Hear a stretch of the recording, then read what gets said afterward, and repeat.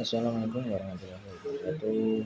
Perkenalkan, nama saya Muhammad Fuad Sodhat, nomor NIM 3022 433, dan teman saya yang bernama Putri Nurjana dengan nomor NIM 30222425. Dan di sini akan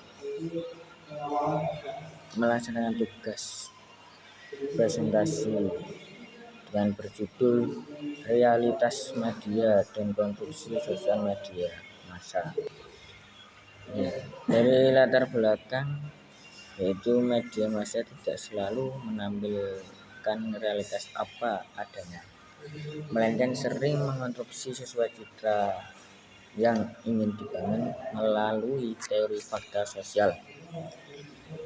Definisi sosial dan konstruksi sosial. Realitas dipahami memiliki sisi objektif sekaligus subjektif yang diciptakan manusia. Karena itu, berita sesungguhnya adalah tafsir media terhadap realitas, meskipun wartawan tetap dituntut menyajikan fakta tanpa opini pribadi. Dari kinerja dan fungsi media massa. Kinerja media massa menurut Peter Desmos, media massa itu sebenarnya tidak netral. Cara media memberitakan sesuai dipengaruhi oleh ideologi atau cara pandang tertentu. Jadi, berita yang kita baca atau dengar tidak sepenuhnya murni fakta, tetapi melainkan sudah dikemas dengan frame atau sudut pandang khusus yang dipakai media untuk membuat kita memahami realitas sesuai arah yang mereka inginkan. Dan fungsi dari media massa yaitu dalam pandangan konstruktivisme, media massa tidak sekedar menyampaikan pesan, tetapi juga mengonstruksi realitas dengan bias dan kepentingannya.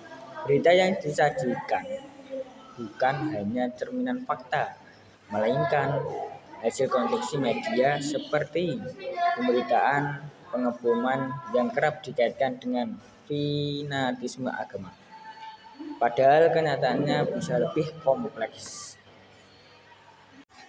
Dan fungsi dari media massa yaitu dalam pandangan konstruktivisme, media massa tidak sekedar menyampaikan pesan, tetapi juga mengonstruksi realitas dengan bias dan kepentingannya. Berita yang disajikan bukan hanya cerminan fakta, melainkan hasil konstruksi media seperti pemberitaan, pengeboman yang kerap dikaitkan dengan fanatisme agama. Padahal kenyataannya bisa lebih kompleks.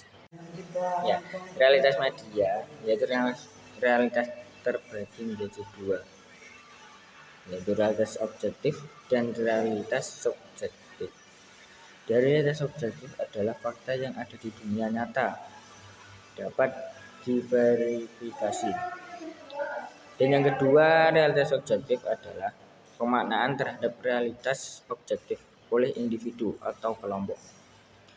Realitas media adalah realitas yang diciptakan atau konstruksi oleh media massa, yaitu TV, koran, internet, radio, dan lain-lain, yang belum tentu sama dengan realitas sosial yang sesungguhnya. Contoh, saat media menanyakan berita kriminal secara terus-menerus, masyarakat bisa merasa bahwa kejahatan meningkat meskipun datanya belum tentu demikian.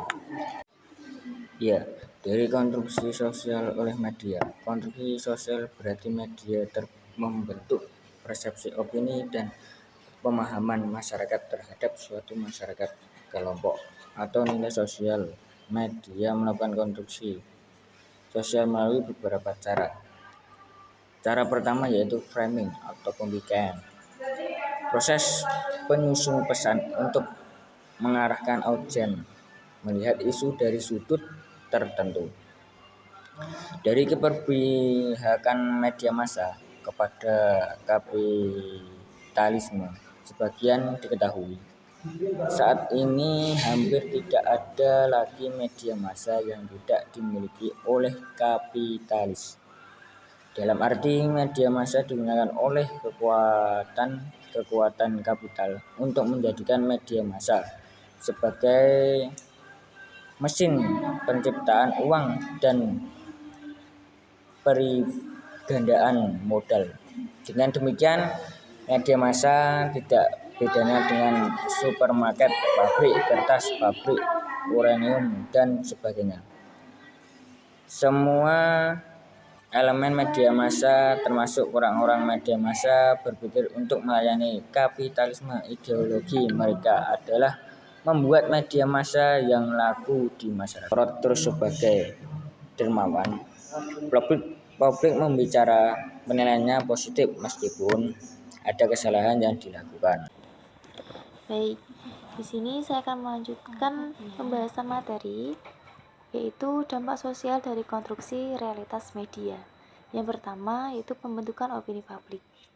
Jadi, ketika media massa memberitakan suatu berita, hal tersebut pastinya menimbulkan opini-opini dari masyarakat, dan hal tersebut pastinya juga berdampak pada pemberitaan dari media massa tersebut.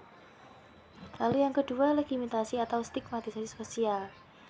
Jadi jika media memberitakan seorang tokoh dengan cara yang positif dan secara terus-menerus, maka tokoh tersebut akan mendapatkan pengakuan sosial, bahkan dianggap memiliki wibawa dan meningkatkan kepercayaan diri. Tetapi sebaliknya, jika media massa menyoroti suatu kelompok dengan cara yang negatif dan dilakukan secara terus-menerus, mereka akan dicap buruk, dianggap rendah, bahkan didiskriminasi di masyarakat. Lalu yang ketiga, normalisasi kekerasan dan seksualisasi. Tayangan media yang terus-menerus mengekspos tentang kekerasan, seks, atau hedonisme bisa membuat masyarakat menganggap hal itu biasa. Jadi, ketika ada berita yang menayangkan tentang kekerasan, seks, atau hedonisme, hal itu akan dianggap biasa oleh masyarakat ketika pemberitaan tersebut dilakukan secara terus-menerus. Lalu yang keempat, pembingkaian realitas palsu atau hyperreality, yaitu konsep di mana dunia media menjadi lebih nyata dari kenyataan itu sendiri. Jadi dunia media menjadi seolah-olah lebih nyata dari kenyataan berita itu sendiri karena sudah dikonstruksi realitas tadi. Selanjutnya yaitu sikap kritis terhadap realitas media. Bagaimana sih seharusnya sikap kita kepada realitas media? Yang pertama, memeriksa sumber informasi. Jadi ketika ada pemberitaan dari suatu media, kita harus memeriksa terlebih dahulu dari mana sumber informasi berita tersebut. Kita tidak boleh langsung percaya begitu saja. Lalu yang selanjutnya, membandingkan berbagai media. Tentunya sebuah berita tidak hanya ditampilkan dari satu media saja. Maka dari itu, kita harus membandingkan berita dari media satu dengan media yang lainnya. Apakah berita tersebut sama atau mungkin ada satu dua hal yang berbeda. Dan tentunya kita juga harus teliti dalam menangkap isi dari berita yang disampaikan oleh media massa tersebut. Lalu yang ketiga yaitu mengenali bias dan framing. Bias di sini yang berarti adanya kecenderungan atau keprihatinan media atau jurnalis. Artinya kita sadar kalau sebuah berita bisa condong ke satu pihak. Misalnya, media lebih sering menampilkan hal baik tentang seorang pejabat, sementara sisi negatifnya jarang diberitakan. Lalu framing, melihat bagaimana media mengemas sebuah peristiwa. Contohnya, demo bisa diberitakan sebagai aksi damai menuntut keadilan, atau sebaliknya, disebut kericuhan massa yang mengganggu ketertiban.